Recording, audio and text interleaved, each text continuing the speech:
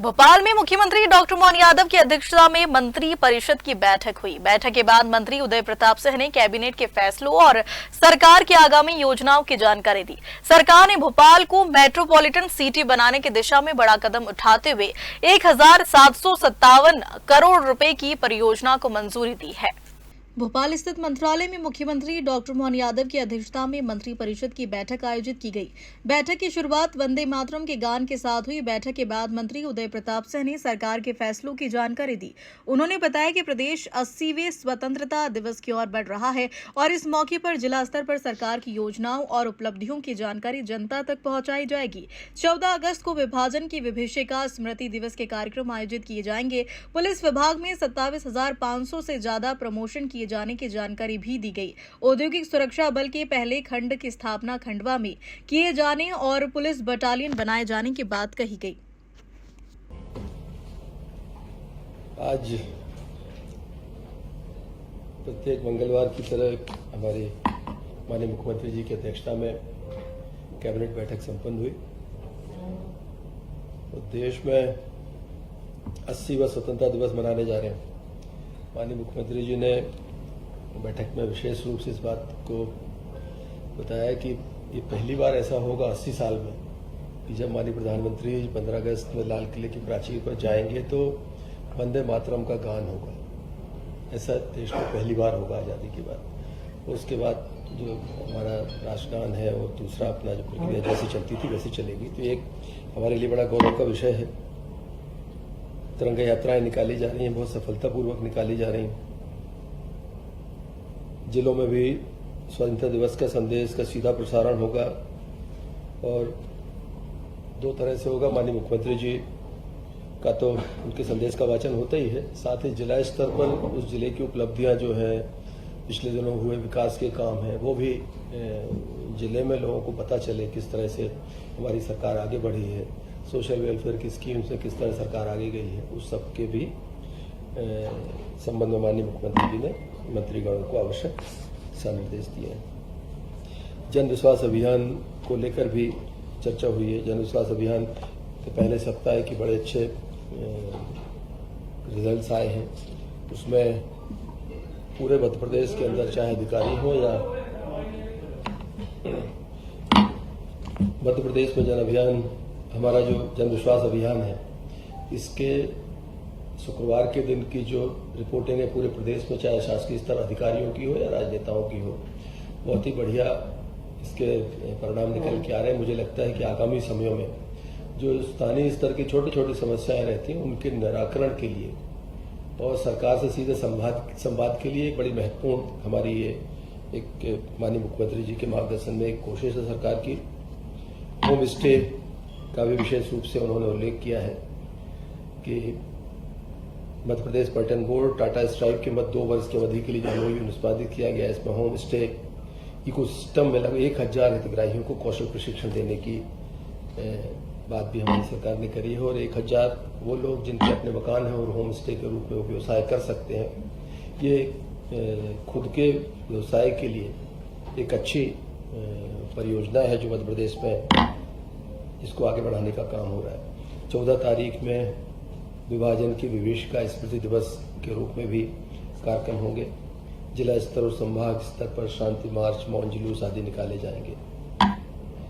मुझे बताते हुए बड़ी खुशी है कि माननीय मुख्यमंत्री जी ने पुलिस विभाग में जो हमारी सरकार ने किया है कि 58 संवर्गों में 27,534 पुलिस अधिकारी और कर्मचारी पदोन्नत हुए। मुझे लगता है एक साथ पुलिस डिपार्टमेंट में इतने प्रमोशन से पहली बार हुए और इसके कारण हमारा जो स्पेस बनेगा भर्तियों के लिए वो सबसे महत्वपूर्ण है। प्रमोशन के कारण भर्तियां अटकी हुई थी, प्रमोशन होने से भर्तियों का रास्ता खुलेगा। एक नवाचार और प्रदेश में हो रहा है कि हम चूंकि हमने पिछला वर्ष औद्योगिक वर्ष के रूप में मनाया है और जो चीज निकल के आई है कि हमारे यहाँ औद्योगिक सुरक्षा बल मध्य प्रदेश में नहीं है। तो 3 सुरक्षा बलों के गठन की बात हमारे प्रदेश में हुई है और सबसे पहला जो है वो खंडवा में इसके लिए एक सुरक्षा बल गठित किया जाएगा, मध्य प्रदेश का पहला। लेकिन इसको बाद में पुलिस बटालियन बनेगी नई और उस पुलिस बटालियन के बनने से एक तो जॉब भी क्रिएट होंगे, साथ ही औद्योगिक क्षेत्रों में जो असुरक्षा का एक माहौल रहता है उससे भी एक निजात मिलेगी। बलराम कृषि महोत्सव धूमधाम से पूरे प्रदेश में मन रहा है। 15 जुलाई से अब तक लगभग 13 आयोजन हो चुके हैं। आज 14वां आयोजन माननीय मुख्यमंत्री जी करने वाले हैं। और स्वाभाविक रूप से चूंकि कृषि कल्याण वर्ष है, तो इसमें हर हाल में किसान को 10 घंटे बिजली मिले, खेती के उपयोग के लिए, इस बात के लिए सरकार प्रतिबद्ध है। और कृषि कल्याण वर्ष में दुग्ध उत्पादन, हमारा जो व्हाइट रेवोल्यूशन है जिसे कहते हैं, उसमें बहुत मध्य प्रदेश में बहुत स्कोप है। अभी सांची ब्रांड का जो हमारा उसके ब्रांड के आधार पर हम ये कह सकते हैं कि अभी हमारा उत्पादन लगभग 12% है दूध का।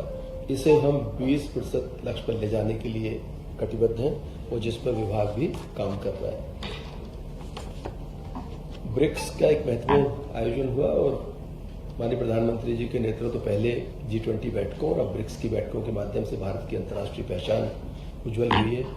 मध्य प्रदेश भी सौभाग्यशाली है कि हमें ब्रिक्स की दूसरी बैठक की मेजबानी करने का अवसर मिला।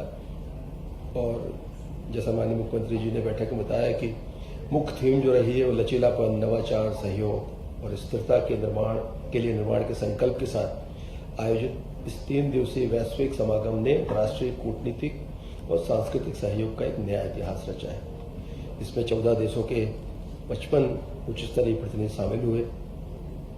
11वीं विश्व संस्कृति मंत्रियों की बैठक, भोपाल घोषणा पत्र का अंगीकार करना, इस तरह के बड़े दूरगामी परिणामों को लक्षित करते हुए एक बड़ा आयोजन यहाँ पर संपन्न हुआ है। हमारा एविएशन इंडस्ट्री में मध्य प्रदेश की एक बड़ी भूमिका है और एयर कनेक्टिविटी में हम बहुत तेजी से आगे बढ़ रहे हैं। मध्य प्रदेश हिंदुस्तान का वाहिद राज्य है जिनमें कि आज़ादी के पहले के एयरपोर्ट, आज़ाद होने के बाद 5 बरस तक की उपलब्धि और इन 5 सालों की उपलब्धि, इसमें अमूल चूल परिवर्तन हुआ है। पहले जहां हमारे पास केवल 4 एयरपोर्ट होते थे, जबलपुर, भोपाल, इंदौर और ग्वालियर का, अब धीरे धीरे करके हम बड़े हैं। रीवा हमारा नया एयरपोर्ट बना है, हमारा उसकी कनेक्टिविटी भी हमारी पहले से बढ़ी है। सतना का एयरपोर्ट बना है, दतिया का एयरपोर्ट बना है, उज्जैन और शिवपुरी में नए एयरपोर्ट बनाए जा रहे हैं। और कल जो पिछले दिनों हमारी 8 नई हवाई मार्गों पर सेवाएं शुरू हुई हैं। इंदौर अबू धाबी अंतर्राष्ट्रीय उड़ान उसमें शामिल है। भोपाल से सरजाह सीधी अंतर्राष्ट्रीय उड़ान प्रारंभ करने का भी लक्ष्य है। और भोपाल से रीवा, भोपाल पटना, रीवा कोलकाता, जबलपुर कोलकाता, ये भी प्रारंभ की गई। हम ये कह सकते हैं कि हवाई यात्राओं के मामले में ही मध्य प्रदेश काफ़ी आगे बढ़ रहा है। एक और चीज़ आज हमारी कैबिनेट मीटिंग में जो हुई, भोपाल को मेट्रोपॉलिटन बनाने के लिए, मेट्रोपॉलिटन की तर्ज पर इसको विकसित करना है। उसमें जो सराउंडिंग्स है, आसपास के हमारे बड़े शहर हैं, उनको किस तरह से जोड़ा जाए, भोपाल से किस तरह उनको सुविधाओं में और शामिल किया जाए, तो बड़ा एक मील का पत्थर साबित होगा। एक 6 लेन यहाँ भोपाल से मेट्रोपॉलिटन बने तो विदिशा को एक भोपाल विदिशा मार्ग का उन्नयन कर रहे हैं। 2 लेन से 4 लेन करेंगे, इसको पेवर शोल्डर निर्माण किए जाएंगे और ये लगभग पहले इसको 1467.42 करोड़ की लागत स्वीकृत की गई थी, लेकिन बाद में इसको पुनरीक्षित किया गया तो 1617.70 करोड़ की राशि इसमें जारी की गई थी। और ग्रामीण क्षेत्र में किसी भूमि के लिए जारी नवीन मल्टीप्लिकेशन फैक्टर की लागत में 140 करोड़ की और वृद्धि हुई है। तो आज हम कह सकते हैं कि लगभग 1757 करोड़ की ये इस परियोजना को स्वीकृति मिली है। और ये इस परियोजना हेतु जो कंसेशन हमारा अवधि है वो 17 वर्ष की रहेगी। और इस मार्ग के बनने से भोपाल के साथ साथ विदिशा को भी एक बड़ा बाजार मिलेगा। विदिशा को विकास की सुविधाओं संभावनाएं बढ़ेंगी, क्योंकि स्वाभाविक रूप से जब मार्ग बनता है तो मार्ग विकास के रास्ते भी खोलेगा, इंडस्ट्रीज के रास्ते खोलेगा। आपके होटल इंडस्ट्री है, वेयर हाउसिंग है, लॉजिस्टिक्स है, सारी चीजों का एक तरह से उनको लाभ मिलने वाला है। एक चीज और, भोपाल शहर के हिसाब से हमारा बाईपास, जो भोपाल बाईपास 4 लेन BOT टोल वाली परियोजना का जो था, उसमें पिछले 2 वर्षों में 145.87 करोड़ रुपए टोल एकत्रित किया गया और ये लगभग 77 करोड़ रुपए प्रतिवर्ष के हिसाब से ये टोल वसूला जाता है। इसका उपयोग मार्गों के उन्नयन, रखरखाव और राज्य बजट पर निर्भरता न रहे, इसके लिए इसका उपयोग करते हैं। तो आज कैबिनेट ने इस टोल संग्रहण की अनुमति अभी दी है 19/7/26 से इसको 31/12/31 तक 5 वर्ष के लिए लोक निर्माण विभाग को अधिकृत किया है इसको टोल बढ़ाने के लिए। इस पैसे से हमारी जो दूसरी परियोजनाएं हैं और मार्गों के उन्नयन और नए निर्माण में भी इसका उपयोग होता है। और बाईपास भी हमारा जो भोपाल बाईपास है ये अप टू डेट रहे, मोटरेबल रहे और लोगों को बाहर से यातायात करने के लिए सुविधा युक्त रहे, इस बात की चिंता भी सरकार लेती है। एक चीज और विशेष रूप से आज हुए Indian council of agriculture research Bharat सरकार के अंतर्गत जो गठित उपक्रम है नेशनल सोयाबीन रिसर्च इंस्टीट्यूट, इसको हमने भूमि आवंटित करने का काम किया है। ये 2 तरह से लाभकारी होगी। एक तो हमारा पिछला वर्ष औद्योगिक वर्ष था, इस साल हम कृषि कल्याण वर्ष मना रहे हैं। तो सोयाबीन के ऊपर रिसर्च के लिए कोई इंडस्ट्री लगेगी तो एक इंडस्ट्री से जॉब भी क्रिएट होंगे और खासकर किसानों के लिए कि सोयाबीन उत्पादक किसान हैं उनको रिसर्च के माध्यम से फायदा भी होगा, किस तरह का बीज का इस्तेमाल करें, किस तरह से वो सोयाबीन में कीड़े आदि लगते हैं उससे निराकरण कैसे होगा। तो पूरा रिसर्च यूनिट हमारी जो इछावर में भाऊखेड़ी इछावर में लगने वाली है उसमें लगभग 20 हेक्टेयर भूमि स्थायी पट्टे पर आवंटित करी है और इसमें सरकार ने इसका भूभाटक का भी निर्धारित किया था पहले, लेकिन सरकार ने चूंकि कृषि कल्याण वर्ष है, एक इंडस्ट्री हमारे यहाँ आएगी, एक रिसर्च इंस्टीट्यूट आएगा, इसके लिए सरकार ने इसको भूमि निःशुल्क देने का सरकार ने फैसला किया है। एक और महत्वपूर्ण चीज है हमारी कि जो मध्य प्रदेश में वन प्रबंधन समितियां हैं हमारी, उनको लाभांश हम हर साल देते हैं।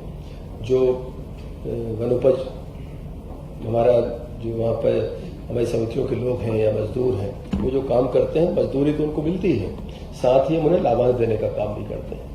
आज फौरी तौर पर चर्चा हुई है, भविष्य में इस पर निर्णय होगा कि सरकार ये तय करने जा रही है कि अभी जो लोग उस पर काम करते हैं लाभांश सब में बांटते हैं। कई बार बाहर से मजदूर आते हैं, दूसरे राज्यों से भी आते हैं, तो हकदार सब वो भी होते हैं। सरकार इस बात पे आगे बढ़ रही है कि हम जो काम करने आएंगे सबको वाजिब मजदूरी मिले, लेकिन जो लाभांश है उसका वो लेकिन स्थानीय स्तर पर जो वन समितियां हैं जो वहाँ के निवासी हैं, मध्य प्रदेश के उन गाँव के निवासी हैं, लाभांश उनमें ही वितरित किया जाए, इस बात के लिए सरकार आगे बढ़ी है। मुझे लगता है आगे आने वाले समय में इस चीज को जमीन पर उतारने का काम होगा।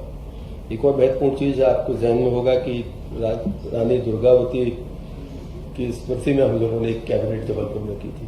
उस समय माननीय मुख्यमंत्री जी ने घोषणा करी थी कि रानी दुर्गावती जी के नाम से चलने वाले पुरस्कारों को और रानी अवंतीबाई वीरता पुरस्कारों को थोड़ा सा इनको और व्यापक करने की आवश्यकता है।